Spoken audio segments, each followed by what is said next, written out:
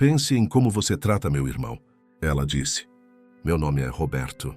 Tenho 37 anos e trabalho como supervisor na Tech Brasil Sistemas, aqui em São Paulo. Naquela noite, deitado no meu próprio sofá com minhas roupas jogadas ao lado, como se fossem lixo, eu fiz exatamente o que minha esposa Fernanda pediu. Pensei em como eu tratava o Marcelo.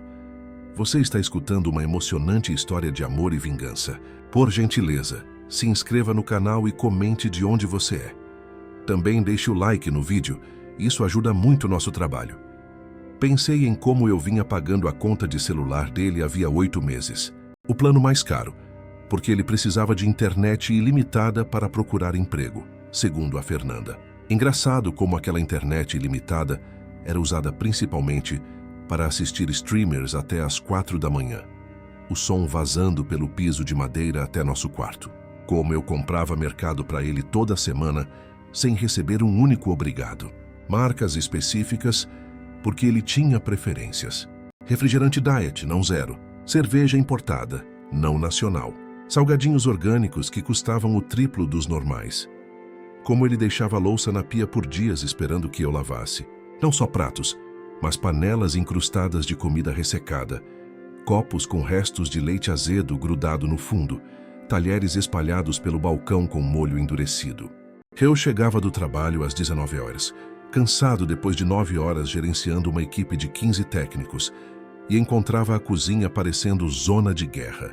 A Fernanda sempre dizia que ia conversar com ele, mas nunca acontecia. Como ele pegava minhas ferramentas emprestadas e nunca devolvia. Minha furadeira Milwaukee estava desaparecida há 3 meses. Meu jogo de chaves combinadas, presente do meu pai, sumiu em fevereiro. Quando eu perguntava, ele dizia que tinha deixado na garagem, mas nunca estavam lá. Provavelmente tinha emprestado para algum amigo ou vendido. Eu não queria pensar nisso, mas a possibilidade estava sempre ali, roendo as bordas da minha mente. Como ele usava minha caminhonete sem pedir, trazendo ela de volta com o tanque vazio. Pior que isso, eu notava amassados novos, arranhões nas laterais, o cheiro de cigarro impregnado no estofamento, mesmo eu tendo pedido milhões de vezes para ele não fumar dentro. Uma vez encontrei uma multa de estacionamento de R$ 180 jogada debaixo do banco. Quando mostrei para ele, fingiu surpresa. Disse que ia pagar, mas claro que nunca pagou. Acabei pagando eu mesmo para não ter pontos na carteira. O Marcelo morava com a gente havia 1 ano e 3 meses. Não estava visitando, estava morando. Meu quarto de hóspedes tinha virado a residência permanente dele. Completo com seu setup de videogame, roupas espalhadas por todo lado e aquela atitude de que eu devia alguma coisa para ele. O quarto cheirava a suor e pizza velha. As cortinas estavam sempre fechadas, transformando o ambiente num bunker escuro, onde ele passava dias inteiros jogando online e gritando com estranhos pelo microfone. Eu tinha tentado estabelecer limites no começo, regrinhas básicas de convivência, limpar a própria bagunça, avisar antes de usar a caminhonete, contribuir com alguma tarefa doméstica. Mas cada regra era recebida com aquele olhar de cachorro abandonado que fazia a Fernanda pular na minha defesa. Roberto, ele está se ajustando. Dá um tempo para ele. O tempo que ela pedia se transformou em semanas, depois meses, depois mais de 1 ano de desculpas e promessas vazias. A conversa que me colocou no sofá tinha sido bem simples. Eu sentei com a Fernanda e o Marcelo depois do jantar. Peguei nosso orçamento mensal impresso numa planilha que eu tinha passado horas preparando e expliquei que o dinheiro estava apertado. Tinha gráficos mostrando como nossas despesas tinham disparado. Números concretos que não mentiam. Minha empresa tinha cortado as horas extras 3 meses atrás como parte de uma reestruturação. E o trabalho meio período da Fernanda na clínica do bairro não estava cobrindo as despesas extras que o Marcelo trazia. Precisamos resolver isso, eu disse olhando direto para o Marcelo, tentando manter minha voz calma e razoável. Ou você começa a contribuir com as contas de luz e mercado, ou precisamos discutir outras alternativas. Não estou pedindo aluguel total, só uma ajuda proporcional. R$300, R$400 por mês. Algo que mostre que você está tentando. O Marcelo riu. Riu mesmo. Aquele riso curto e seco de alguém que acha que você acabou de contar uma piada ruim. Outras alternativas, ele repetiu, balançando a cabeça como se eu fosse uma criança dizendo bobagem. Isso é família, Roberto. Você não cobra de família. Ele olhou para Fernanda em busca de apoio e claro que ela entregou. A Fernanda entrou na hora, a voz já subindo 2 tons. Roberto, isso é completamente absurdo. O Marcelo está passando por um momento difícil. Ele não pode simplesmente arrancar dinheiro do nada. Você está sendo insensível e egoísta. Egoísta. Essa palavra doeu mais do que eu esperava. Eu estava sendo egoísta por querer respeito básico na minha própria casa, por querer que um homem adulto contribuísse com suas próprias despesas. A palavra ficou pendurada no ar entre nós, pesada e acusadora. O momento difícil já durava mais de 1 ano. O Marcelo estava procurando emprego desde que se mudou, segundo ele, mas de alguma forma nunca encontrava nada que atendesse seus padrões. O horário era muito cedo, ele não era pessoa matutina. O local era muito longe, mais de 40 minutos de ônibus. O salário era baixo, ele merecia melhor com sua experiência. O tipo de trabalho não era o que ele estudou, seria desperdiçar seu diploma em marketing digital. Sempre uma desculpa perfeitamente razoável se você olhasse isoladamente. Mas quando juntava todas, o padrão ficava óbvio. O Marcelo não queria emprego. Ele queria continuar vivendo de graça, jogando videogame e gastando o dinheiro dos outros. Eu tinha assistido minha conta poupança encolher mês após mês, os números ficando cada vez menores toda vez que eu checava o extrato bancário. Assistido a Fernanda fazer desculpas por comportamentos que ela nunca toleraria de mais ninguém. Assistido minha própria casa se tornar um lugar onde eu me sentia um hóspede indesejado. Tinha noites em que eu chegava em casa e encontrava o Marcelo e 2 amigos dele na sala, jogados no meu sofá, bebendo minhas cervejas, assistindo minha TV no volume máximo. Eles mal olhavam quando eu entrava. Nenhum cumprimento, nenhum reconhecimento. Como se eu fosse o intruso interrompendo a festa deles. E quando eu mencionava isso para Fernanda, ela dizia que eu estava sendo antissocial, que o Marcelo precisava de vida social para não afundar na depressão. A depressão era a palavra mágica. Sempre que eu levantava qualquer questão, lá vinha a depressão como escudo impenetrável. Ele está deprimido, Roberto. Você não entende como é difícil para ele. Eu até pesquisei sobre depressão, li artigos, tentei entender. E sim, depressão é séria e real. Mas depressão não te impede de lavar tua própria louça. Não te obriga a gastar o dinheiro de outras pessoas sem permissão. Não te dá passe livre para ser aproveitador.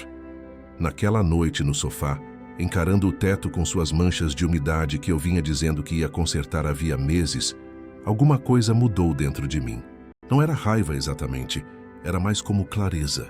Como quando você está olhando para uma daquelas imagens de ilusão de ótica e, de repente, vê o segundo padrão escondido que sempre esteve ali.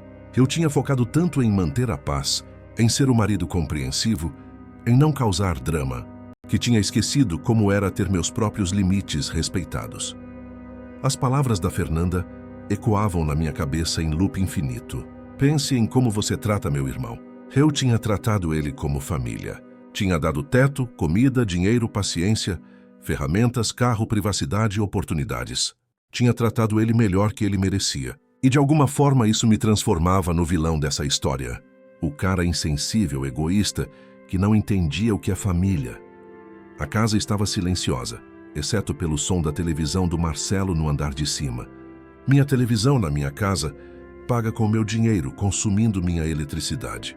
Podia ouvir as explosões de algum jogo de tiro, os palavrões altos quando ele morria no jogo. Era quase meia-noite e ele estava lá em cima, acordado e confortável, enquanto eu estava no sofá da sala como um cachorro banido. Fechei os olhos e comecei a fazer um plano. Não um plano emocional, mas um plano prático. Lista de tarefas, passos concretos, decisões que precisavam ser tomadas. Primeira coisa, encontrar um apartamento. Segunda, calcular exatamente quanto dinheiro eu precisava para me mudar. Terceira, descobrir a verdade sobre toda a situação financeira. Eu suspeitava que havia mais coisas que eu não sabia, mais mentiras enterradas sob as mentiras que eu já tinha descoberto. Eu e a Fernanda éramos casados havia 6 anos. Nos conhecemos num churrasco de amigos mútuos em Guarulhos, numa tarde quente de domingo, onde a cerveja estava gelada e a conversa fluía fácil. Ela tinha me encantado com seu riso alto e honesto, a forma como ela se importava intensamente com as pessoas ao redor dela. Aquela capacidade de empatia tinha sido uma das coisas que me fizeram apaixonar. Agora estava sendo usada como arma contra mim. Compramos essa casa juntos 4 anos atrás, um sobrado modesto de 3 quartos na zona leste de São Paulo. Passamos meses procurando, visitando lugares ruins, fazendo contas e recontas do orçamento. Quando encontramos essa, sentimos na hora que era a certa. Não era muito. O bairro não era fancy, mas era nosso. Ou pelo menos tinha sido. Fizemos planos nessa casa. Falamos sobre ter filhos um dia, sobre reformar a cozinha, sobre construir uma vida juntos. Esses planos pareciam de outra vida agora. O Marcelo apareceu em janeiro do ano anterior, numa sexta-feira à noite sem aviso prévio. A Fernanda tinha recebido uma ligação às 20 horas, e eu sabia pelo tom de voz dela que algo estava errado. Quando ela desligou, estava com lágrimas nos olhos. É o Marcelo, ela disse. Ele terminou com a Juliana. Não tem onde ficar. Está indo para cá. O irmão mais novo da Fernanda, 29 anos e recém-saído do que ela chamava de término ruim. Ele morava com a namorada em Campinas. Trabalhava em alguma coisa relacionada a redes sociais. Tinha vida própria. Mas as coisas azedaram e, de repente, ele precisava de um lugar para ficar. Só por algumas semanas, a Fernanda tinha prometido, até ele se reerguer, encontrar um apartamento, organizar a vida, seguir em frente. Eu concordei porque é isso que você faz pela família. Você ajuda quando as pessoas precisam. Você não deixa alguém na rua. Meu próprio irmão João tinha ficado na minha casa anos antes, quando o casamento dele acabou. Dormi no sofá por 6 semanas enquanto ele usava meu quarto, e na época não vi problema nisso. A diferença é que o João encontrou um apartamento em 6 semanas, pagou o mercado o tempo todo que ficou, limpava a casa sem ser pedido e me agradecia todos os dias por estar ajudando. O João entendia a diferença entre ajuda temporária e se aproveitar. O Marcelo era diferente. Ele se mudou como se tivesse sido convidado para férias permanentes. As malas dele se multiplicaram. Uma virou 3, depois 5, depois pilhas de caixas e sacolas espalhadas pelo quarto de hóspedes. Roupas caras, tênis de marca, eletrônicos novos. Para alguém que estava quebrado, ele tinha bastante coisa. No primeiro mês, imaginei que ele ainda estava se ajustando, processando o término, encontrando seu equilíbrio. Dei espaço e paciência. No terceiro mês, comecei a dar indiretas sobre procurar emprego. Conversas casuais durante o café da manhã, nos raros dias em que ele acordava antes do meio-dia. E aí, Marcelo, viu alguma vaga interessante? Ah, o mercado está péssimo, Roberto. Ninguém está contratando. Mas estava mesmo? Eu gerenciava contratações na Tech Brasil e sabíamos que o mercado estava aquecido. Não para ele, aparentemente. No 6º mês, comecei a ter conversas diretas sobre prazos. Senta aqui, Marcelo. Precisamos conversar. Acho que seria bom você ter um prazo em mente, tipo até o fim do mês para encontrar alguma coisa. A Fernanda sempre tinha uma desculpa pronta, pulando na frente antes mesmo dele responder. O mercado de trabalho estava difícil. O Marcelo estava lidando com depressão do término. Ele tinha acabado de se candidatar a uma vaga muito promissora na área de e-commerce. Ele precisava de tempo para descobrir o próximo passo. O próximo passo nunca chegava. As semanas viravam meses e nada mudava, exceto minha conta bancária ficando cada vez menor e minha paciência cada vez mais fina. Enquanto isso, minha conta do mercado tinha dobrado. Eu fazia as compras no supermercado Extra aos sábados de manhã e cada vez o carrinho ficava mais cheio, a conta mais salgada. R$ 800 viraram 1.200, depois 1.500, que não era só quantidade, era tipo. Cortes de carne premium que eu nunca compraria para mim, queijos importados, bebidas caras, snacks que custavam mais que refeições completas. Nossos custos de luz dispararam por alguém ficar em casa o dia todo com o ar-condicionado no máximo e todos os aparelhos eletrônicos ligados. Videogame, computador, TV, som, tudo funcionando simultaneamente. No verão de São Paulo, com aquele calor escaldante, a conta de luz chegou a R$ 780 num mês. Antes do Marcelo, Nunca tinha passado de 350. Minha caminhonete desenvolveu arranhões e amassados misteriosos. Toda semana parecia ter algo novo. Um risco na porta do carona que eu tinha certeza que não estava ali antes. Um amassado pequeno no para-choque. O retrovisor lateral meio torto. Quando eu perguntava, ele dizia que não tinha sido ele, ou que já estava assim, ou que eu devia ter batido e não lembrado. Como se eu fosse maluco ou descuidado com meu próprio carro. Ferramentas desapareceram da minha garagem. Não só as caras, mas ferramentas básicas que eu usava todo fim de semana.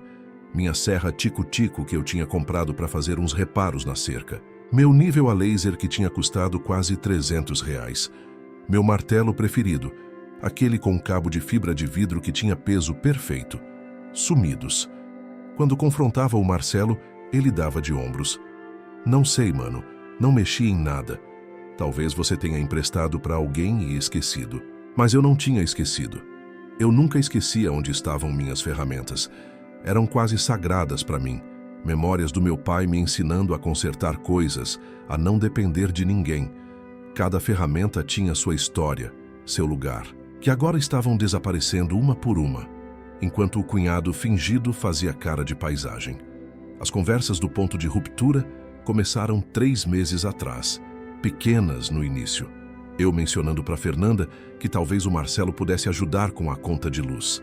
Apenas a conta de luz, nem pedia para ele pagar tudo. Só uns 150, R$200 para contribuir. Ela explicando que ele era família e eu estava sendo mesquinho. Mesquinho. Por pedir que um homem adulto ajudasse com as contas da casa onde ele vivia de graça. Eu sugerindo que ele poderia contribuir com tarefas domésticas, já que não podia com dinheiro. Lavar louça, aspirar a casa, cortar a grama, qualquer coisa. Ela me lembrando que ele estava passando por um momento difícil e não devíamos colocar pressão extra. Como se lavar os próprios pratos fosse pressão extra. Mês passado, tentei uma abordagem diferente. Sentei com o Marcelo diretamente, de homem para homem, numa tarde de domingo, enquanto a Fernanda estava visitando a mãe dela. Comprei 2 cervejas, sentamos no quintal, tentei fazer parecer casual. Olha, Marcelo, não estou tentando ser o vilão aqui. Só acho que precisamos ter uma conversa honesta sobre expectativas. Ele acenou com a cabeça, olhos no telefone, meio prestando atenção. Sei que as coisas estão difíceis, continuei. Mas já faz mais de 1 ano. Talvez seja a hora de estabelecermos algumas regras básicas. Sobre despesas, sobre responsabilidades. Não estou pedindo muito, só alguma contribuição. Totalmente, mano, concordou ele, ainda olhando o telefone. Você está certíssimo. Vou me organizar. Falou sério mesmo? Sério. Vou começar a procurar trabalho mais intensamente. E enquanto isso, vou ajudar mais pela casa. É o mínimo, né? Fiquei esperançoso por talvez 48 horas. Depois percebi que nada tinha mudado. Não houve procura intensiva por trabalho. Não houve ajuda pela casa. Foi só mais uma conversa onde ele disse o que eu queria ouvir e depois não mudou absolutamente nada. 2 semanas atrás, descobri que ele estava pedindo delivery no meu cartão de crédito. Tinha notado umas cobranças estranhas quando checava a fatura online. iFood, Rappi, pequenos valores aqui e ali que iam somando. No total, quase R$200 só em delivery num mês. Quando confrontei ele, estava lavando uma das panelas que ele tinha deixado na pia por 3 dias. Marcelo, preciso falar contigo sobre umas cobranças no meu cartão. Cobranças? Ele parecia genuinamente confuso. Delivery.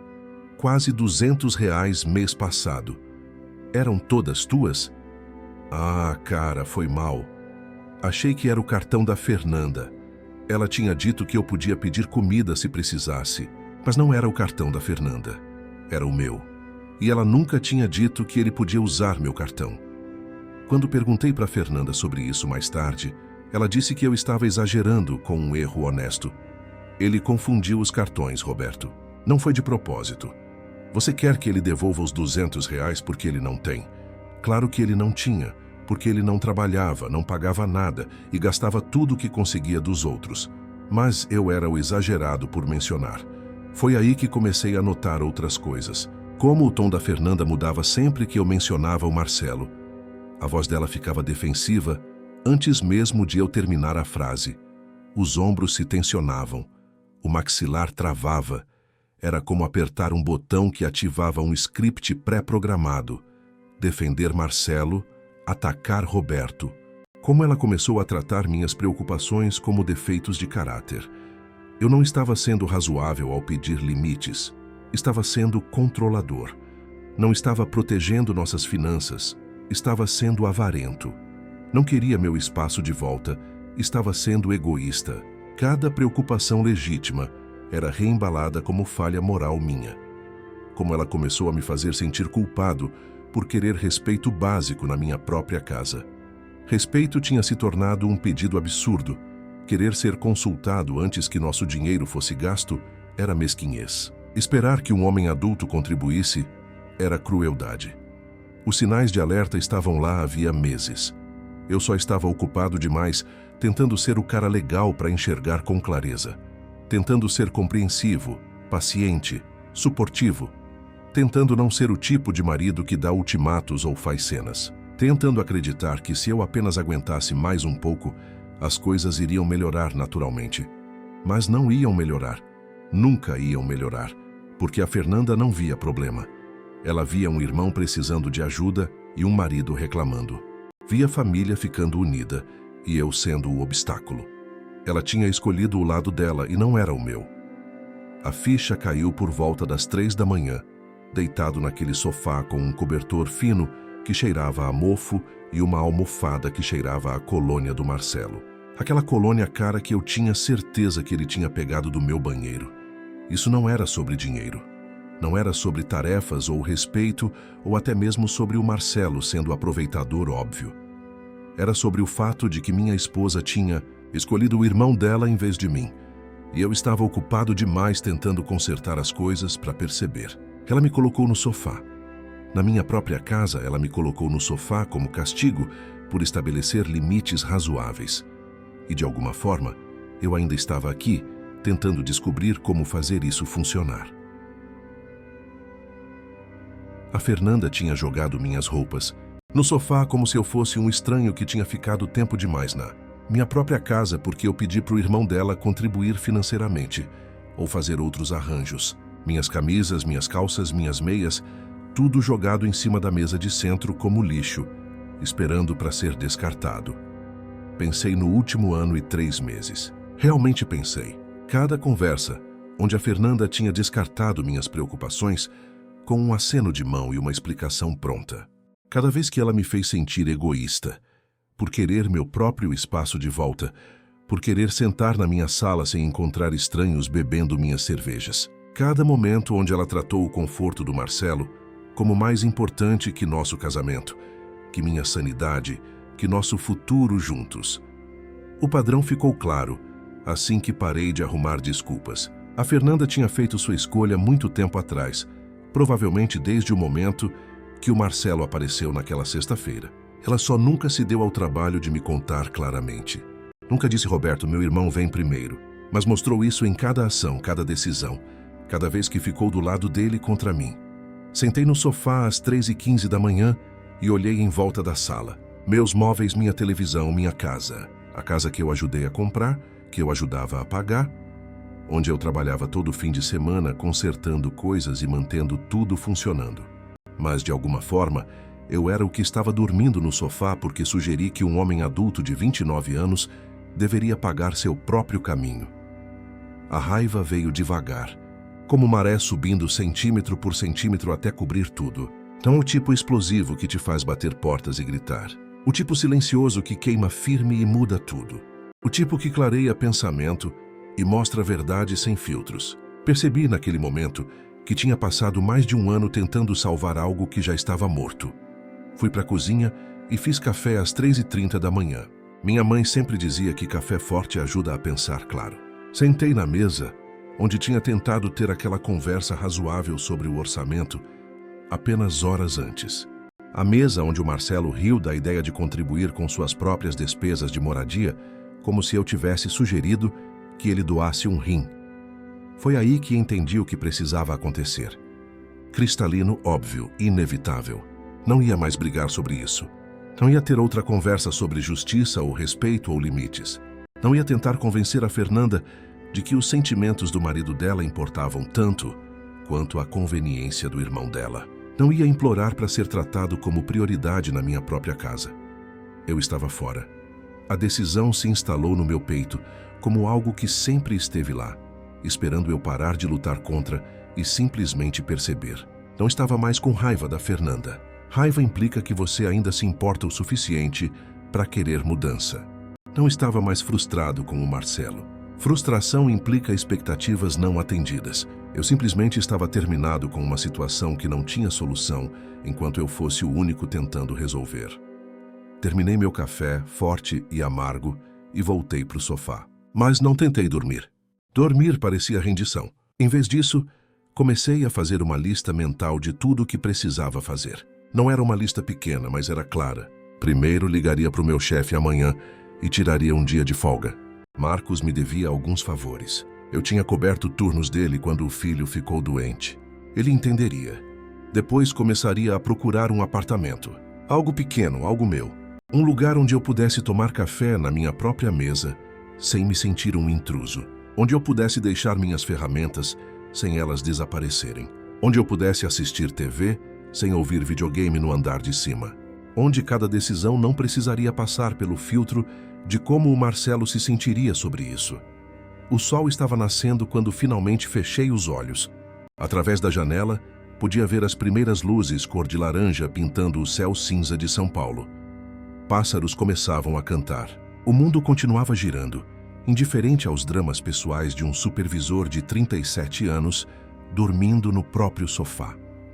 Pela primeira vez em meses, senti que conseguia respirar, como se um peso que eu nem sabia que estava carregando tivesse sido tirado do meu peito. A decisão estava tomada. Agora era só questão de execução. A Fernanda me encontrou tomando café na cozinha na manhã seguinte. Ela já estava vestida para o trabalho. Uniforme azul claro da clínica, cabelo preso se movendo pela cozinha como se nada tivesse acontecido. Como se não tivesse banido o marido para o sofá na noite anterior por cometer o crime hediondo de pedir responsabilidade financeira de um homem adulto. Você deixou a cafeteira ligada a noite toda. Ela disse sem olhar para mim, pegando uma caneca do armário. Que isso desperdiça energia, Roberto. Você reclama das contas, mas deixa as coisas ligadas. A ironia era tão espessa que quase podia tocar. Fiz café fresco às 3h30, respondi mantendo minha voz neutra.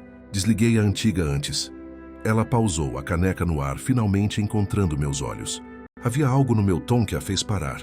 Roberto, sobre ontem à noite eu estava pensando no que você disse, sobre como eu trato o Marcelo. A expressão dela suavizou. Aquela carinha que ela fazia quando achava que conseguiria me manipular de volta à boa vontade.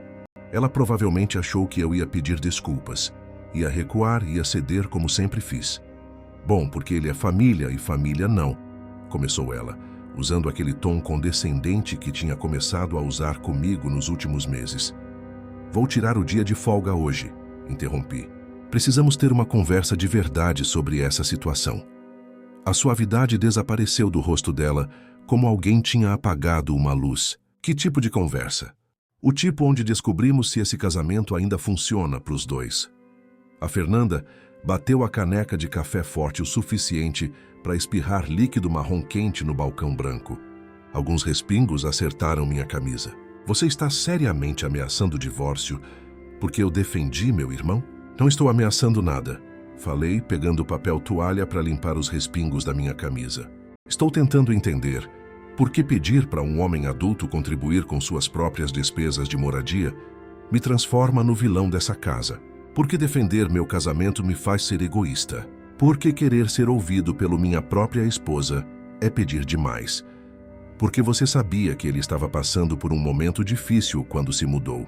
Você concordou em ajudar ele por algumas semanas. Você prometeu. Faz mais de um ano, Fernanda. Mais de um ano não é algumas semanas. E ele nem está mais procurando emprego de verdade. Ela se virou, pegando mais papel toalha para limpar o café derramado no balcão, esfregando com força desnecessária. Ele está se candidatando a vagas. O mercado de trabalho está péssimo agora. Quando foi a última vez que ele foi numa entrevista? Perguntei, já sabendo a resposta. Silêncio. Ela continuou limpando, evitando meu olhar. Quando foi a última vez que ele sequer preencheu uma candidatura? Insisti, mais silêncio. O papel toalha estava se desintegrando com a força que ela estava esfregando. Fernanda, ele pediu R$ 200 em comida no meu cartão de crédito mês passado. Quando perguntei sobre isso, ele disse que foi um erro. Quando perguntei para você, você disse que eu estava exagerando. Foi um erro, ela murmurou, mas a voz estava fraca. Ele tem usado minha caminhonete sem permissão por meses. Ontem descobri que ele pegou R$ 500 emprestado do seu primo Daniel e nunca pagou de volta. O Daniel está chateado, mas não quer causar drama familiar. Como nada disso é minha culpa por mencionar. A Fernanda terminou de limpar o balcão e se virou de volta para mim. O rosto dela tinha aquela expressão fechada que eu aprendi a reconhecer nos últimos meses. Aqui significava que ela já tinha decidido sua posição e não estava interessada em ouvir alternativas. Era a mesma cara que ela fazia sempre que o assunto Marcelo surgia. O Marcelo está passando pelo pior momento da vida dele, começou ela, usando aquele tom de professora explicando algo óbvio para aluno lento. A namorada largou ele. Ele perdeu o apartamento. Ele está lutando contra a depressão.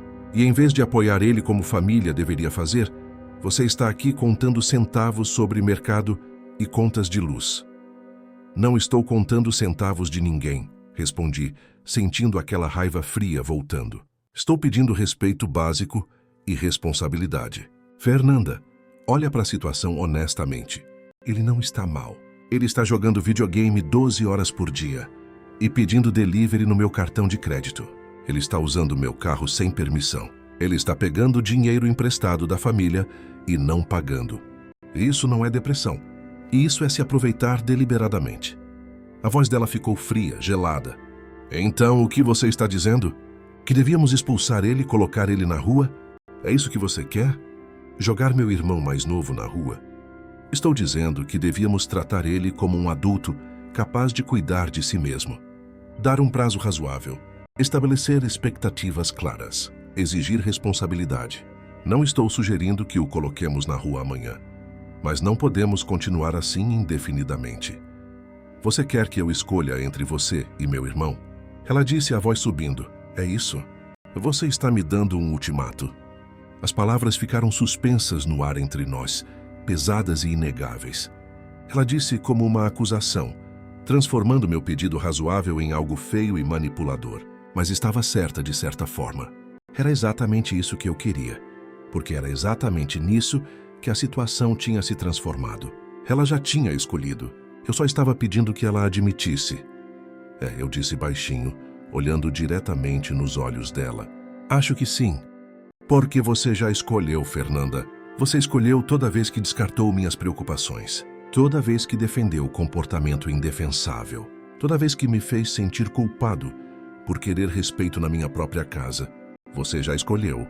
Só nunca admitiu claramente. A Fernanda me encarou por um longo momento.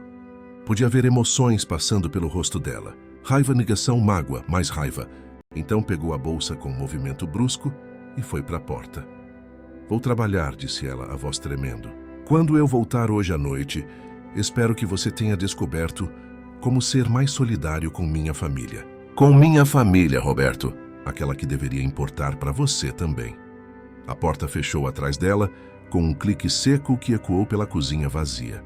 Fiquei sentado ali, ouvindo o som do carro dela ligando na garagem, a marcha sendo engrenada, o motor se afastando pela rua. Então ouvi o despertador do Marcelo tocando no andar de cima, aquele som irritante de sirene que ele usava, seguido do som dele apertando soneca. Pela primeira vez, depois pela segunda vez, pela terceira vez. Era quase 9 da manhã, e ele estava apertando soneca como se tivesse algum lugar importante para estar mais tarde, como se tivesse razões legítimas para estar cansado. Peguei meu telefone e liguei para o Marcos no trabalho. Ele atendeu no segundo toque. Preciso de um favor. Posso tirar hoje de folga? É urgente, familiar. Claro, Roberto. Está tudo bem? Vai ficar, respondi. Vai ficar. Passei a manhã revisando nossos registros financeiros, sentado na mesa da cozinha com meu notebook, extratos bancários impressos espalhados ao redor, faturas de cartão de crédito destacadas com marcador amarelo. Vinha acompanhando os números na cabeça por meses, fazendo cálculos mentais enquanto dirigia para o trabalho ou tomava banho. Mas vê-los dispostos no papel tornou a situação cristalina e inegável. Nossas despesas mensais tinham aumentado 63% desde que o Marcelo se mudou. 63%. Não era um aumento pequeno e gradual que você poderia não notar. Era um salto massivo que tinha drenado nossas economias e mudado completamente nosso estilo de vida. E não era só por ter uma pessoa extra na casa, comendo e usando chuveiro. Era por ter alguém que consumia recursos como se estivesse tentando bater um recorde mundial. A conta de luz sozinha tinha dobrado, de uma média de R$ 320 por mês para 680. Ar-condicionado ligado 24 horas no quarto dele, mesmo quando não estava lá.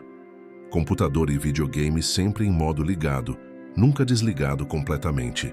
TV no quarto funcionando o dia inteiro como ruído de fundo. Eu tinha tentado conversar sobre isso, sugerido que ele poderia desligar algumas coisas quando não estivesse usando. E a Fernanda tinha dito que eu estava sendo controlador com minúcias. Nossos custos de mercado passaram de R$ 800 por mês para mais de 1.600. E não era inflação.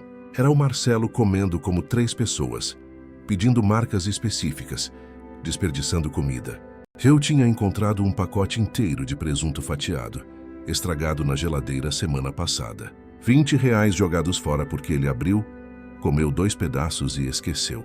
Isso acontecia toda semana com alguma coisa diferente.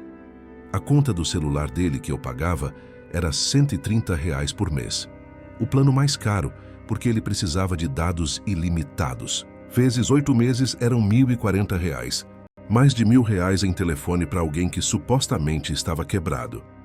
Gasolina da minha caminhonete tinha aumentado porque ele usava sem pedir.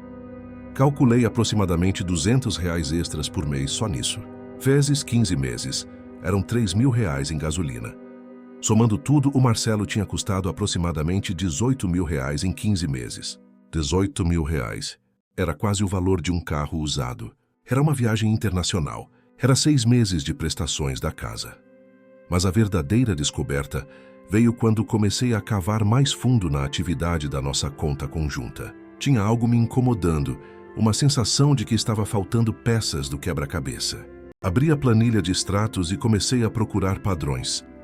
3 meses atrás, a Fernanda tinha sacado R$ 800 em dinheiro de uma vez. Quando perguntei na época, meio por acaso porque tinha visto a notificação no aplicativo do banco, ela disse que era para presente de chá de bebê, de uma colega chamada Patrícia, e outras despesas pequenas que não conseguia lembrar exatamente. R$ 800 parecia muito para um presente de chá de bebê. Mas aceitei a explicação porque não iam nos quebrar. E eu confiava na minha esposa. Confiança, descobri naquela manhã, era um luxo caro. 2 meses atrás, mais R$ 600 em dinheiro. Dessa vez, ela disse que era para conserto do carro, que a oficina tinha dado desconto se pagasse em dinheiro por algum motivo relacionado a impostos. Fazia sentido na época. Muitos mecânicos preferem dinheiro. Não questionei. Mês passado, R$ 500.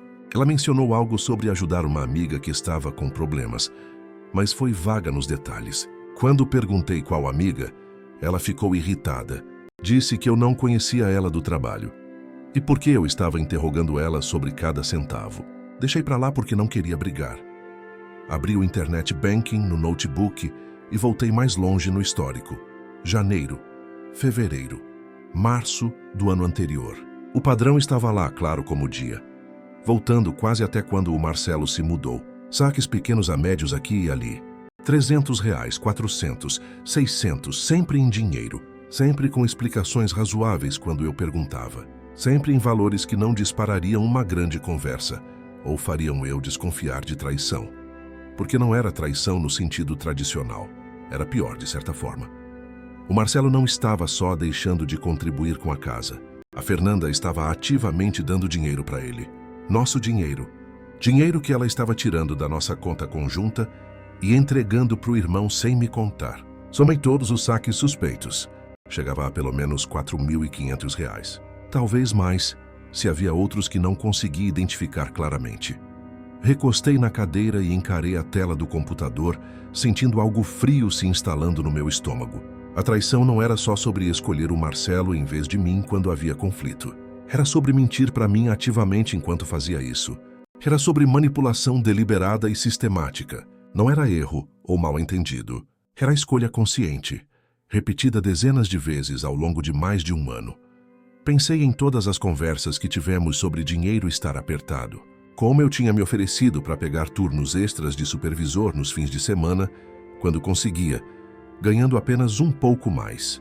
Como estava adiando a troca das minhas botas de trabalho, porque o solado estava se soltando, mas ainda dava para usar mais alguns meses e precisávamos economizar.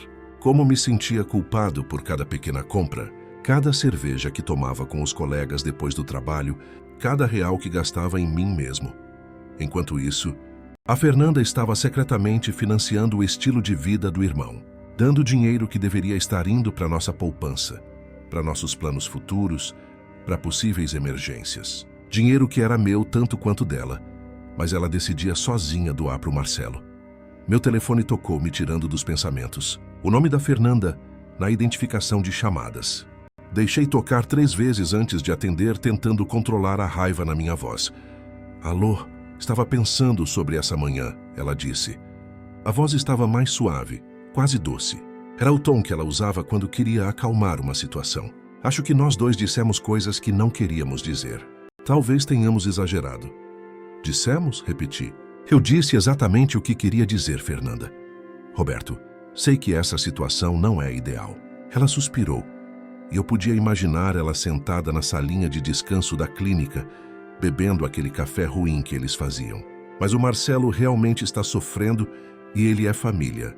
Preciso que você entenda isso. Família se ajuda. Quanto dinheiro você deu para ele? Perguntei diretamente, sem rodeios. Silêncio do outro lado. Podia ouvir vozes de fundo, alguém rindo. Fernanda, quanto dinheiro você deu para o Marcelo da nossa conta conjunta? Não sei do que você está falando. A voz dela mudou. Ficou defensiva imediatamente. Estou olhando nossos extratos bancários agora. Meses e meses de extratos. Saques em dinheiro voltando mais de um ano.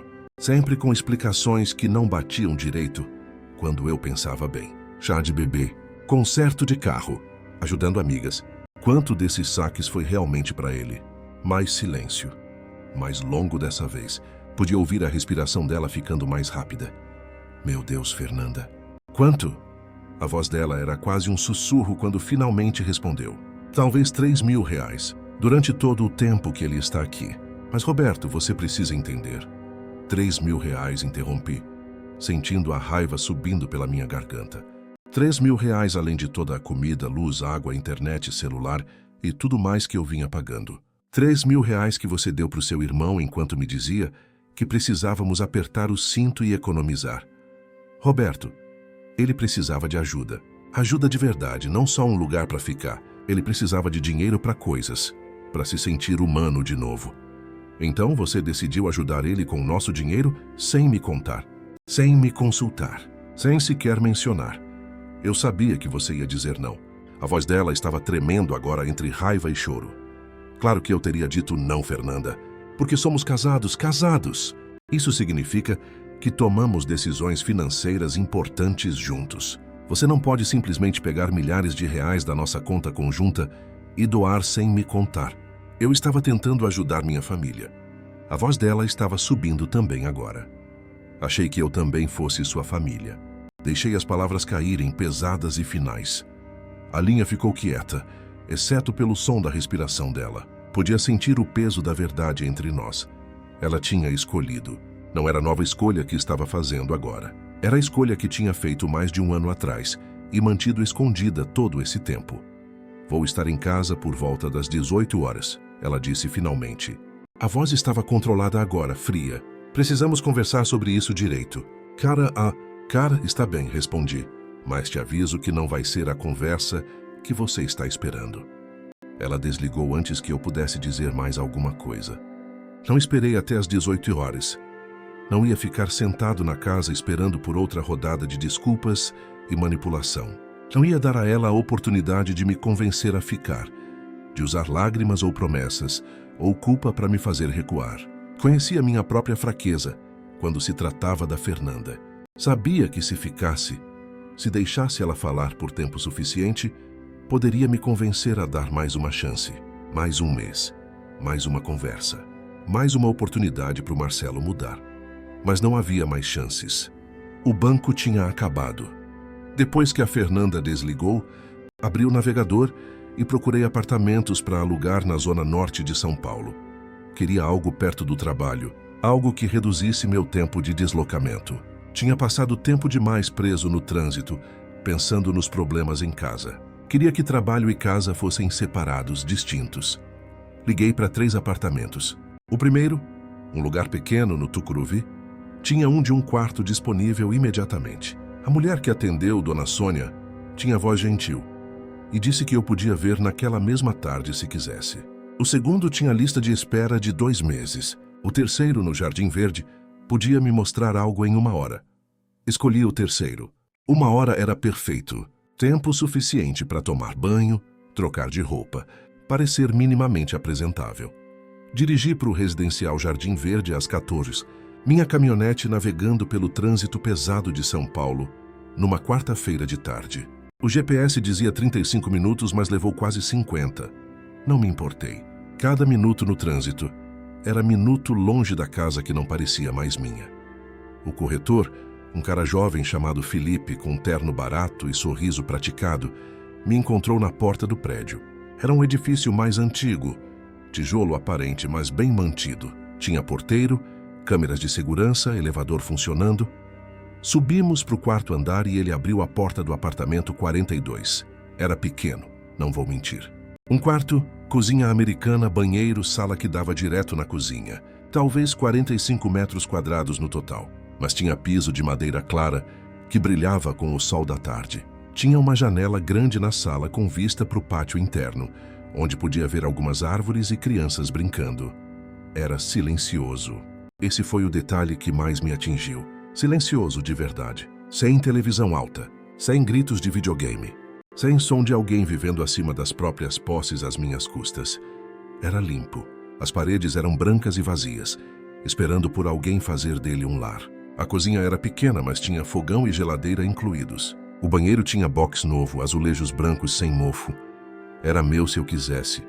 Vou ficar com ele, disse pro Felipe sem hesitar. Ele piscou surpreso. Não quer pensar? Conversar com sua esposa? Ver outros lugares? A maioria das pessoas gosta de comparar opções. Não, esse aqui serve. Quanto é o depósito? 2 meses de aluguel. O aluguel é 1.400 por mês. Então 2.800 de depósito calção, mais primeiro mês adiantado. Total de 4.200 para entrar. Tudo bem. Posso assinar hoje? Felipe me olhou com uma mistura de surpresa e aprovação. Claro, vamos para o escritório resolver a papelada. 2 horas depois, estava saindo do escritório imobiliário com um contrato assinado, chaves na mão e R$ 4.200 a menos na conta.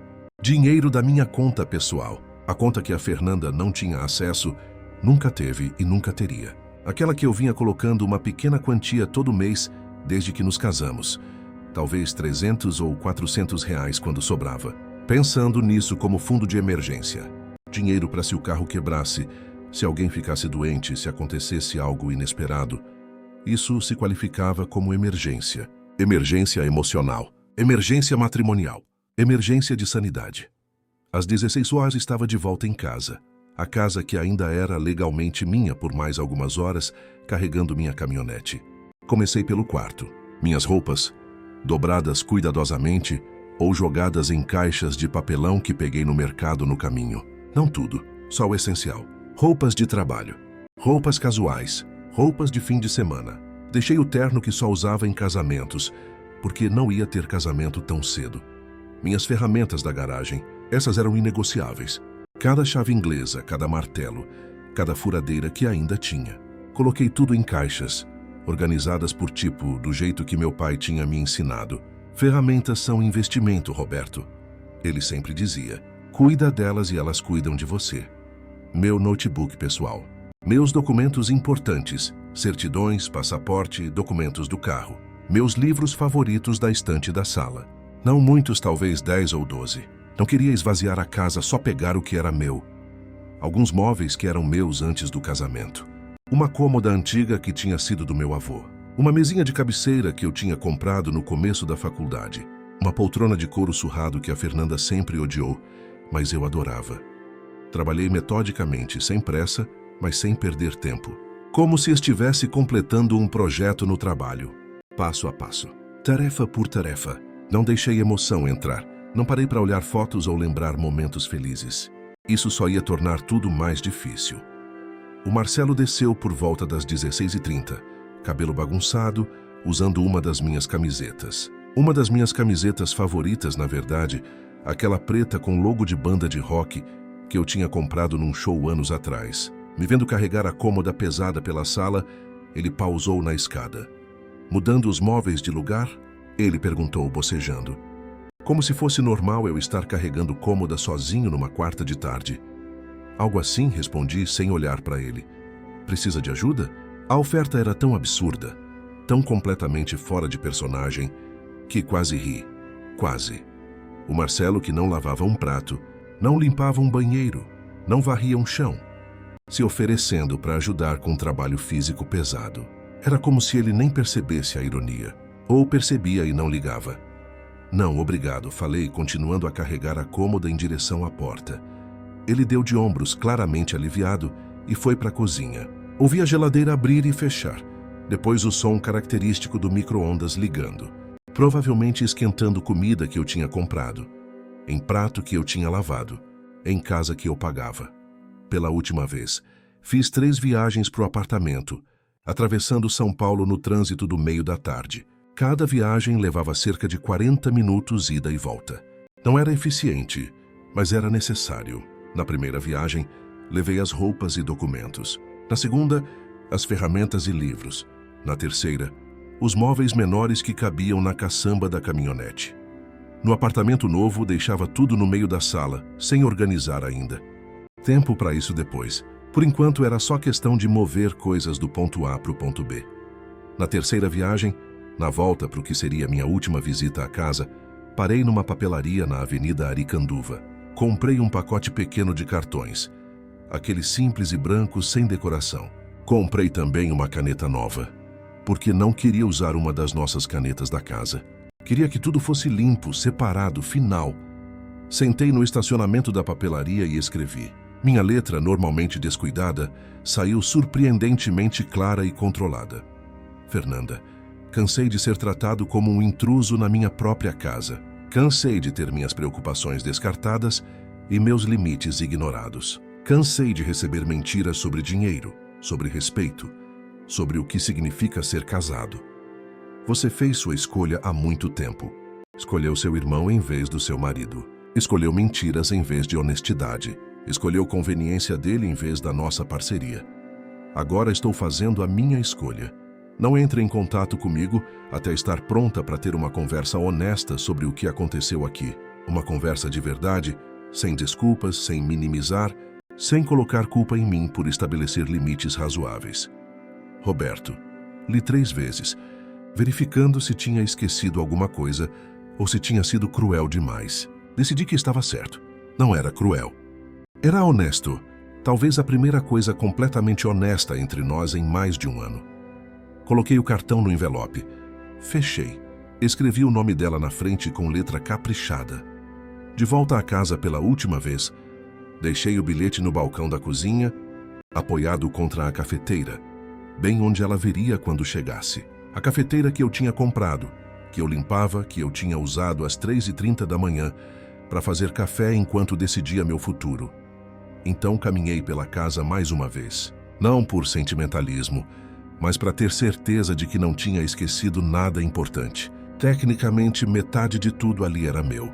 A casa, os móveis, os eletrodomésticos. Mas não queria briga sobre coisas. Não queria arrastar isso por meses, em negociações e advogados. Queria saída limpa. A sala parecia estranhamente vazia sem a poltrona e a mesinha. O quarto parecia nu sem a cômoda do meu avô, mas ainda era reconhecível como o lar de alguém. Apenas não mais o meu. Estava carregando a última caixa na caminhonete, uma caixa de papelão pesada cheia de ferramentas, quando minha vizinha Teresa veio até mim. Ela apareceu da casa ao lado, movendo-se devagar com sua bengala, rosto enrugado, franzido em preocupação. Está tudo bem, Roberto? Ela perguntou, olhos gentis me estudando. Só fazendo algumas mudanças, Teresa. Ela olhou para a caminhonete, vendo as caixas empilhadas, os móveis amarrados. Depois olhou de volta para mim. A Teresa não era boba. Tinha provavelmente 70 anos. E tinha visto muita coisa na vida. Morava ao lado desde antes de eu e a Fernanda comprarmos a casa. Tinha nos dado bolo de boas-vindas e conselhos sobre o bairro. Provavelmente tinha ouvido algumas das discussões nos últimos meses através das paredes finas. Você sabe onde me encontrar se precisar de alguma coisa, ela disse baixinho, colocando uma mão enrugada no meu braço. Qualquer coisa, Roberto. Até só para conversar. Obrigado, Teresa, respondi sentindo um aperto inesperado na garganta. Isso significava mais do que ela imaginava. Cuida-se.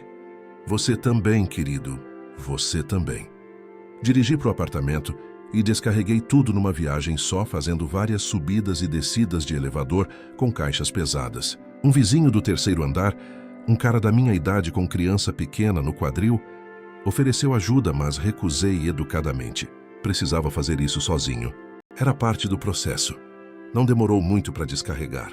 Incrível quão pouco você realmente precisa quando retira todas as complicações, quando remove as camadas de uma vida compartilhada e fica só com o essencial. Roupas para vestir, cama para dormir, ferramentas para trabalhar, livros para ler. O resto era tudo excesso. Às 18h30, estava sentado na minha cozinha nova, bem quando a Fernanda devia estar chegando na casa antiga e encontrando meu bilhete. Abri uma das cervejas que tinha comprado no caminho, a geladeira ainda vazia, exceto por isso. Fiz um sanduíche simples com pão, presunto e queijo que também tinha comprado. Sentei na única cadeira que tinha, uma cadeira dobrável barata que comprei no supermercado, olhando para o pátio através da janela. Sem televisão ligada no andar de cima, tocando videogame até de madrugada. Sem louça na pia que não fossem as minhas, esperando que eu lavasse. Ninguém pegando minhas coisas sem pedir. Ninguém gastando meu dinheiro sem permissão. Ninguém me fazendo sentir culpado por querer. Respeito básico na vida. Meu telefone começou a vibrar às 18h45, mensagens de texto da Fernanda. Muitas, podia ver as notificações aparecendo uma atrás da outra na tela. Bloqueada. Roberto, onde você está? Encontrei. Seu bilhete. Por favor, volta para casa. Precisamos conversar sobre isso. Você não pode simplesmente ir embora, Roberto. Por favor, isso é ridículo. Você está sendo imaturo. Roberto responde. Desliguei as notificações sem ler completamente. Não estava pronto. Não hoje. Talvez não amanhã também. Talvez nunca. Tomei minha cerveja devagar, saboreando cada gole. Comi meu sanduíche, olhando o pôr do sol colorir o céu de laranja e rosa através da janela. Ouvi os sons do prédio se acomodando para a noite. Passos no corredor. TV baixa de algum vizinho. Criança rindo em algum apartamento próximo. Sons de vida normal. Vida sem drama constante. Vida sem escolher entre dignidade e relacionamento. Pela primeira vez em mais de um ano, estava em casa. De verdade em casa. 3 dias depois, a Fernanda apareceu no meu apartamento. Era um 19 de um sábado, quando a campainha tocou. Olhei pelo olho mágico e lá estava ela, no corredor, com olhos vermelhos e inchados de tanto chorar. Cabelo preso de qualquer jeito, sem maquiagem, usando aquela blusa cinza que era sua favorita quando estava se sentindo vulnerável. Abri a porta, mas fiquei no batente, bloqueando a entrada. Roberto, por favor. A voz dela saiu quebrada. Precisamos conversar. Podemos conversar aqui mesmo. Posso entrar? Ela olhou além de mim, tentando ver o apartamento. Não. Ela respirou fundo, o corpo inteiro tremendo. Os olhos encheram de lágrimas novas. O Marcelo foi embora. Que bom pro Marcelo, respondi sem emoção, né? Você não entende. Ela passou a mão pelo rosto, limpando lágrimas que continuavam caindo. Ele saiu ontem de manhã. Acordei e ele tinha juntado todas as coisas dele e desapareceu. Sem bilhete, sem explicação, sem nada. Só foi embora. Me apoiei no batente da porta e esperei ela continuar. Não ia facilitar isso para ela. Não consigo pagar as prestações da casa sem sua renda. A voz dela estava desesperada agora. Liguei para o banco hoje e disseram que tenho 30 dias para colocar o pagamento em dia. ou vão começar processo de execução hipotecária. Vou perder a casa, Roberto. Que pena. As palavras saíram mais frias do que eu pretendia, mas não me arrependi. Roberto, eu sei que errei.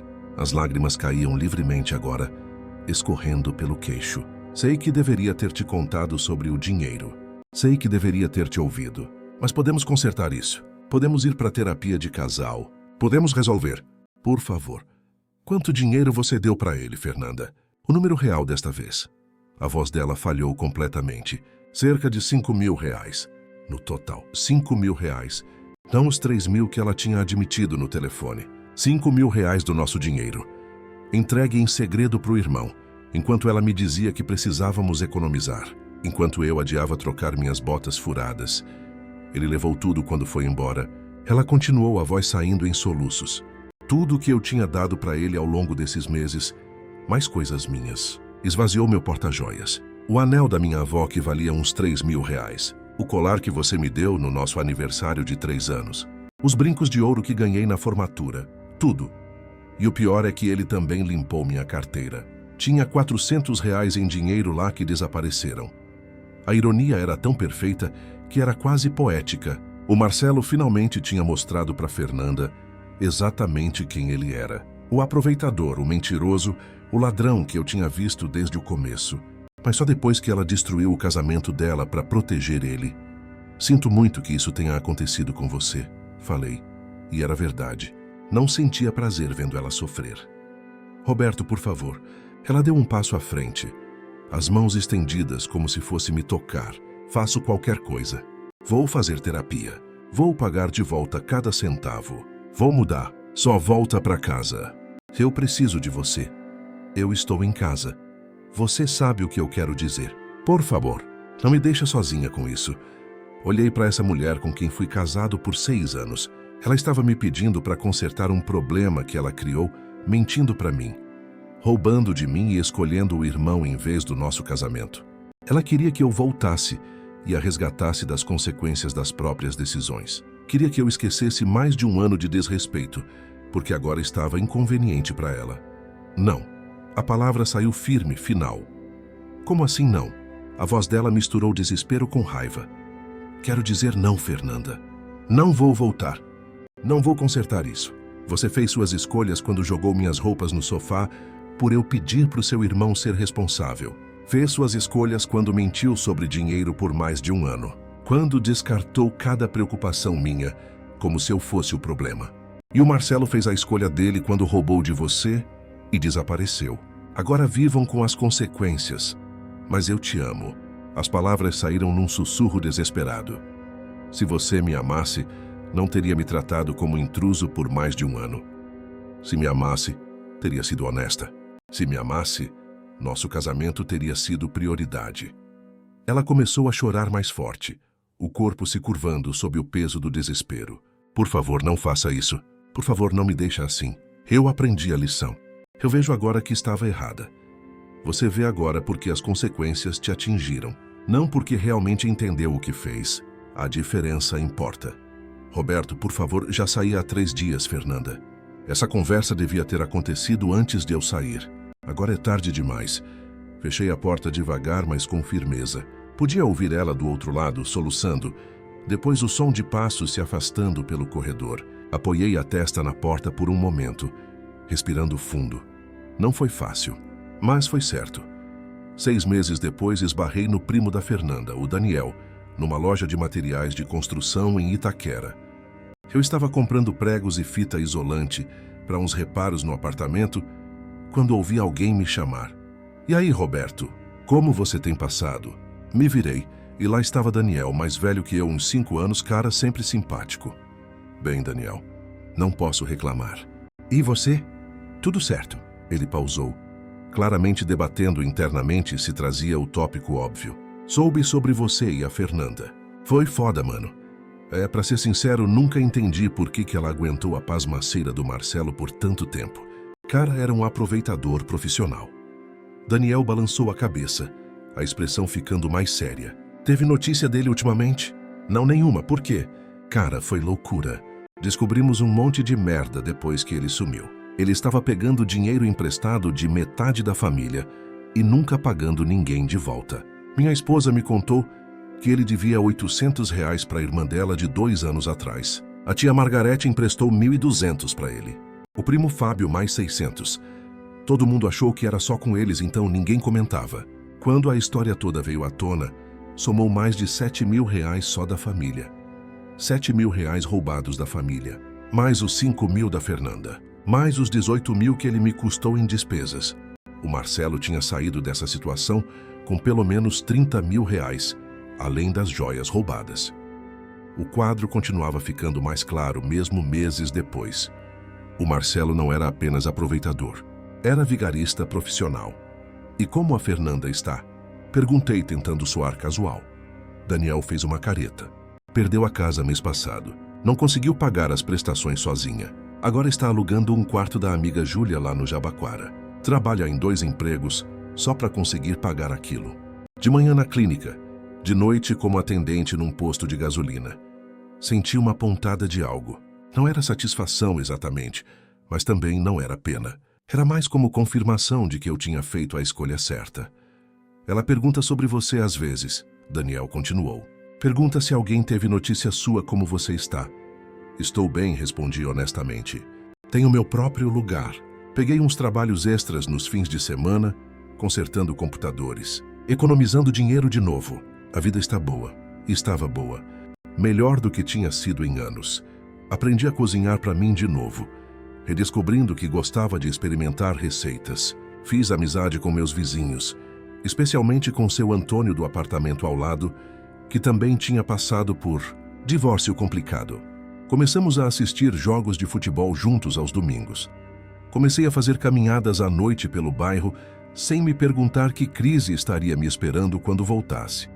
Voltei a frequentar a academia que tinha abandonado.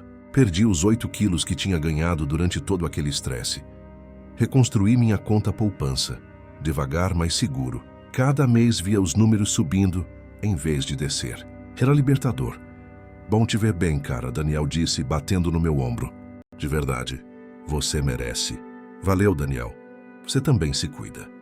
Saí da loja com meus pregos e fita isolante. Entrei na caminhonete que agora voltava sempre com tanque cheio e sem arranhões novos. E dirigi de volta para o meu apartamento pequeno e silencioso. A Fernanda tinha perdido a casa, o irmão e o casamento, porque escolheu repetidamente alimentar alguém que não merecia sua lealdade. O Marcelo tinha queimado pontes com toda a família, deixando um rastro de dívidas, mentiras e confiança quebrada. Provavelmente estava em outra cidade agora, aplicando os mesmos golpes em outras pessoas generosas. Eu aprendi que às vezes ir embora é a única forma de se salvar. Aprendi que amor sem respeito é prisão, não parceria. Aprendi que família de verdade não te faz escolher entre dignidade e lealdade. Algumas lições custam R$ 30.000, um casamento e uma casa. Mas sempre valem a pena no final, porque o que você ganha de volta é algo que dinheiro não compra. Você ganha sua paz de volta, e isso não tem preço.